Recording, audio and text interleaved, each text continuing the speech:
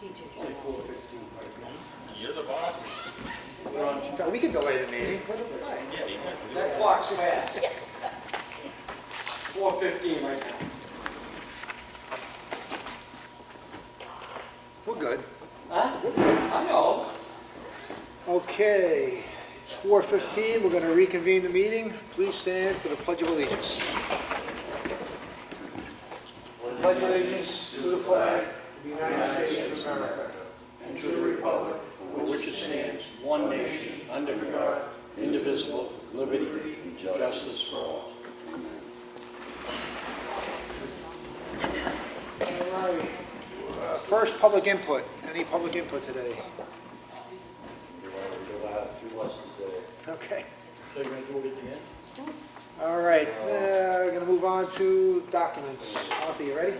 Yep, I have the total figures for the payroll, accounts payable, water, and sewer for the week ending 10/23 with a pay date of 10/25. Total payroll was $31,976.86. Accounts payable, $56,581.56.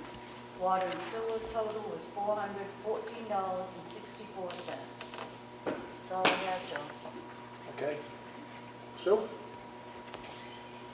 I have the Selectmen's meeting for Monday, October 18, 2021, and I make a motion we approve these minutes. I'll second.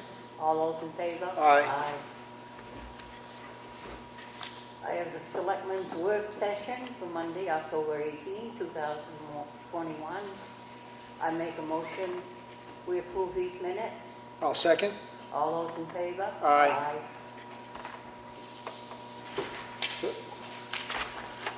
Okay, I have a letter here from DOT addressed to the board. I'm going to read the first paragraph. It's quick.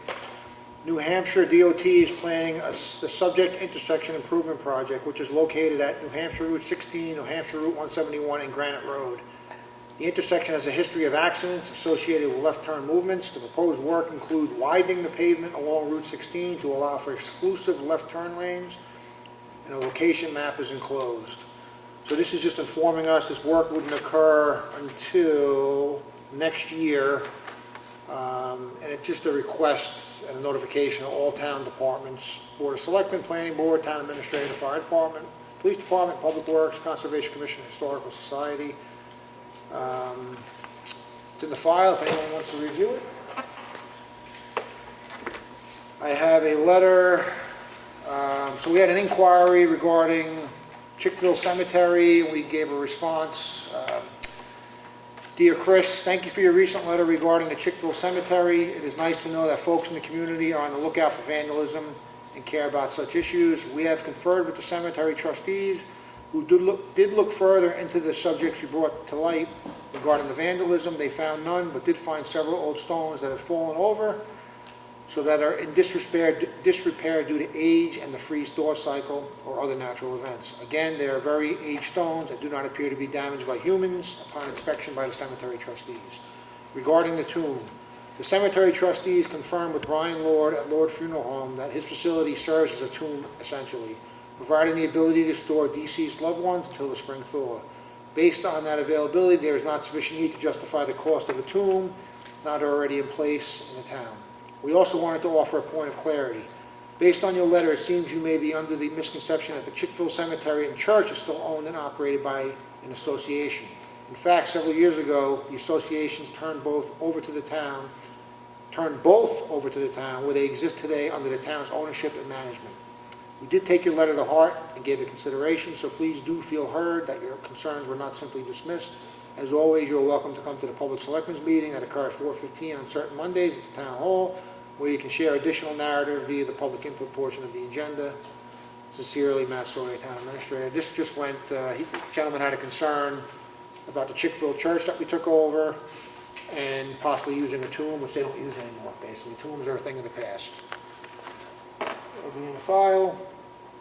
I also have a letter here. This is from Edwina Booz. She oversees the Constitution Park updating with the trails and signage. Hi, Matt. I was going to come to the Selectmen's meeting today to report on yesterday's efforts, but I have a conflict with the time. I want to let you and the Selectmen know that a wonderful day we had yesterday fixing the trails at Constitution Park. 18 people energetically spent the morning grooming and marking the trails. Special thanks needs to go out to Tim Otterbach, who designed, made, and installed the kiosk that now stands by the playground. White Horse Recovery Thrift Store designed the new maps, which are now posted. Tim is getting plexiglass as well as another board that will be installed in the lower parking area so that the maps can be properly posted there. I want to also give a special thanks to Justin Chafee, who spent the day with us working on the kiosk. We were delighted to have him join us on Sunday, his day off. He was a great ambassador for the town and showed us all what a wonderful community effort it is. There is still a little bit of work to be done, which will happen in the next few weeks. The trails are beautiful this time of year. There are now several areas with lovely views of the bog, the lake, the mountains.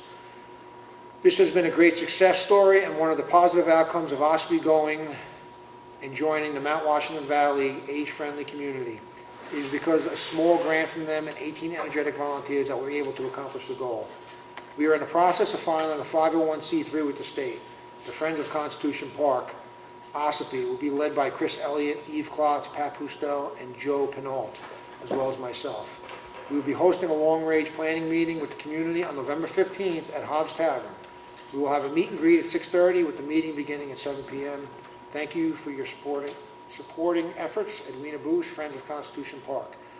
So we want to just thank, on behalf of the board, Justin Chafee, who went there on his day off. We want to thank Edwina, Tim Otterbach, White Horse, and all the volunteers for their hard work over at the park. Thank you on behalf of the board. So, believe it or not, that's all our documents. Any old business? Nothing? Any new business?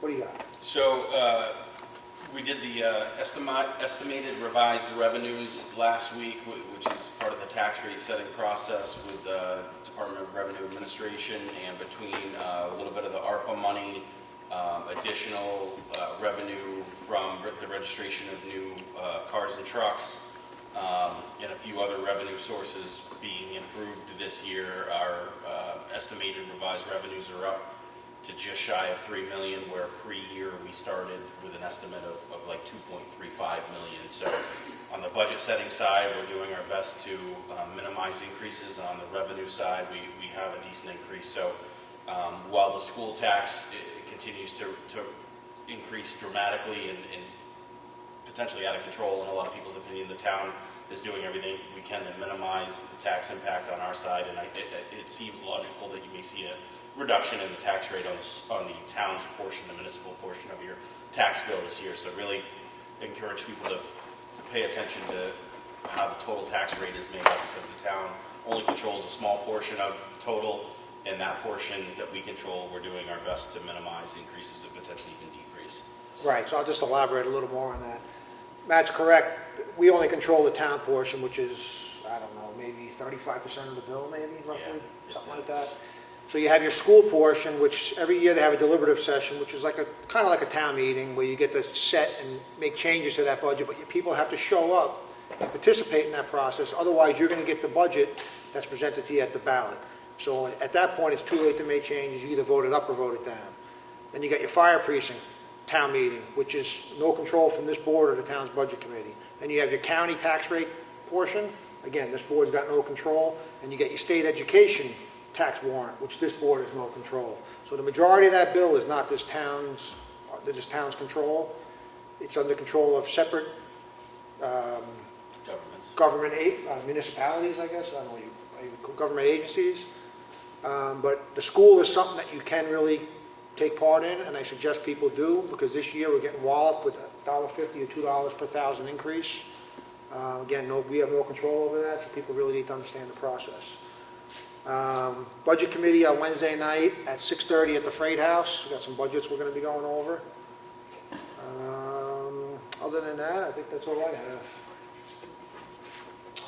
You got anything? No? Nothing. Second public input. I have two questions. Sure. When is the next meeting for the school board? I don't know if they posted it yet. The deliberative session? Yeah, I don't think it's posted yet. so we will we'll have to wait and see Yeah, we'll have to when wait, that but is. it will be at some point, and that's where you can go. And- Oh. But again, usually there's just a handful of people that show up. Yeah, I try to get to those. My next one is, did you hear about the $1 million shortfall at the county? Yes. So is that gonna bring our tax rate up next year? My understanding is the shortfall, it's a shortfall on the projection. They projected the revenues out of the nursing home subcommittee that was created, that was led by Representative Marsh. There was some back and forth on the projections he came up with. He overestimated the revenues by about $1 million. Ultimately, the whole delegation did vote on it. So the revenues coming in up to this point, projected for the remaining part of the year, are going to be about $1 million short. So, no, not this year. They're going to tip into the unassigned fund balance to offset that revenue shortfall this year. So unless other revenues are grown coming into the budget cycle next year, or if the budget's not cut, you will see a higher tax rate. But again, that's a long way off, and there's a lot of moving parts in between. Okay. So, Just wondering. yep. I think That's the pro share, that's the Medicare reimbursement that comes back to the nursing home. It's way under what the estimation. Yeah, well, I don't have any faith in our government anymore, so I'm not sure what's gonna happen. Okay, that's all I have. Anything else? Nothing? Okay, well, I'm gonna make a motion to, anything out there? Nothing? I'll make a motion to adjourn. Second? All those in favor? Aye. 429.